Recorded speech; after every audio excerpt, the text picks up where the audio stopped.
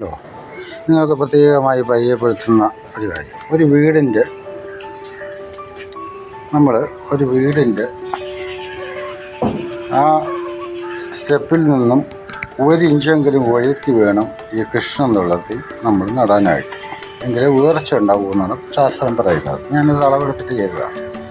ഇതിൻ്റെ വലുതായിരുന്നത് അത് കംപ്ലൈൻ്റ് ആയപ്പോൾ മാറ്റിയതാണ്. അപ്പോൾ നമ്മളങ്ങനെ ചെയ്തിട്ട് ഇതിന് ശകലം വെള്ളം കൊടുക്കണം. അതിനെ പോയി നമ്മളെ കൃഷിയെക്കുറിച്ച് പറയുക. ഇത് നമ്മളെ കൃഷിയാണ്. അതായത് 2 വാഴ നട്ടിട്ടുണ്ട്. ഇതൊരു വാഴ, ഇത് 2 വാഴി, അതിനകത്ത് പോയിട്ട് ഉള്ള കൃഷികളും ഒക്കെ ചെയ്തിട്ടുണ്ട്. ചീര, ഇത് ഏകദേശം 1 സെൻറ്റ് സ്ഥലം, ഈ ഒരു ഭാഗം ഞാൻ പ്രത്യേകമായി തിരിച്ചിട്ടാണ് ഈ കൃഷി ചെയ്തിരിക്കുന്നത്.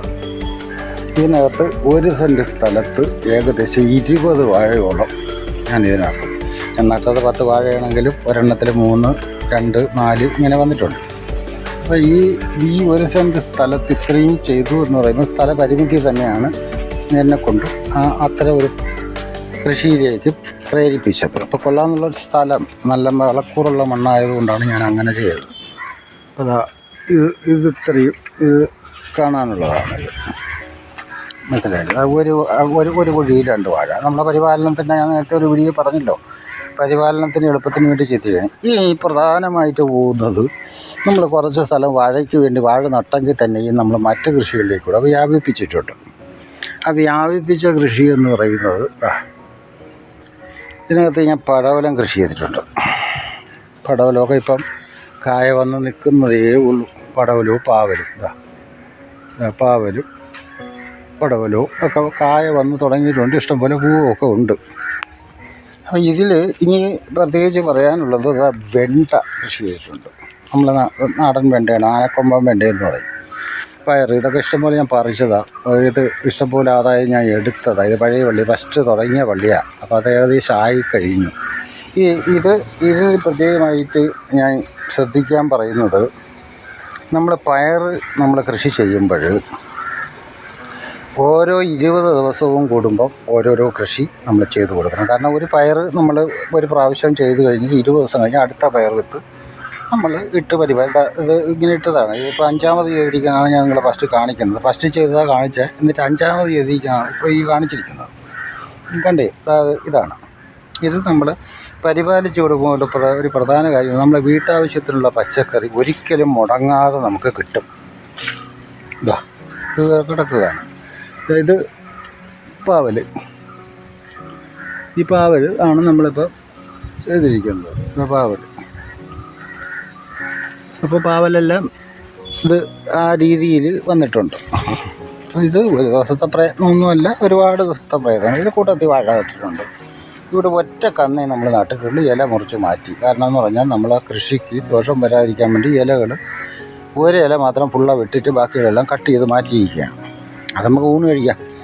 പോയിട്ട് അടുത്ത് ഇത് 2ാമത്, അതായത് ഫസ്റ്റ് കാണിച്ചതിൻ്റെ 2ാമത് ചെയ്തിരിക്കുന്നതാണ് ഈ ഒരു പയറെന്ന് പറയുന്നത്. അപ്പോൾ ആ പയർ ഇപ്പം വളർന്ന് ഏകദേശം പൂവിട്ട് വന്നിട്ടുണ്ട്. ഇനി ഇത് സലാഡ് വെള്ളരിയാണ്. ഈ സലാഡ് വെള്ളരി നമുക്ക് ഷുഗറിനൊക്കെ നല്ല ഉപയോഗം ചെയ്യുന്ന ഒരു സാധനമാണ്. ഇത് നമ്മൾ തറയെ പടർത്തി വിടാതെ പിന്നെ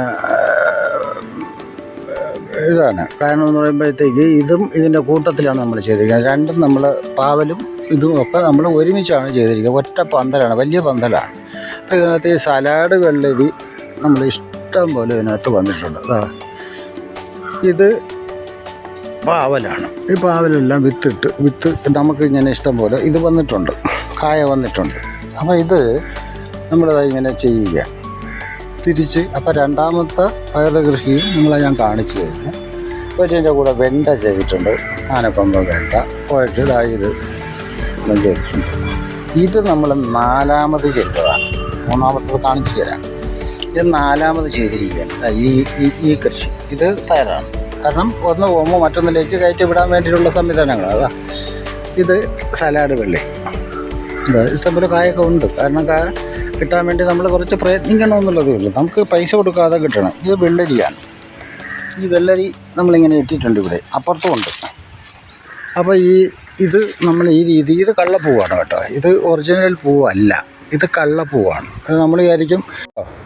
അപ്പം നമ്മൾ ഈ വീഡിയോയിൽ ഞാൻ പറഞ്ഞിരുന്നു 2 വാഴ ഒരുമിച്ച് കൃഷി ചെയ്യുന്നു. അപ്പോൾ 2 വാഴ നമ്മൾ ഒരുമിച്ച് ചെയ്തു, വെള്ളരി കൃഷി ചെയ്തു. അടുത്തത് ഞാൻ ഈ രണ്ടാമത് ചെയ്തൊരു കൃഷിയാണ് നിങ്ങൾക്ക് പരിചയപ്പെടുത്തുന്നത്. ആദ്യത്തേത് വയസ്സായി തുടങ്ങി, രണ്ടാമത്തെ രണ്ടാമത്തെ കൃഷി ഇത് വിളവെടുത്തതാണ്. ഇന്ന് രാവിലെ ഞാൻ വിളവെടുത്തതാണ്. പോയിട്ട് നമ്മളെ സലാഡ് വെള്ളരി, ഈ സലാഡ് വെള്ളരി അതിനകത്ത് ഇഷ്ടം പോലെ ഉണ്ട്.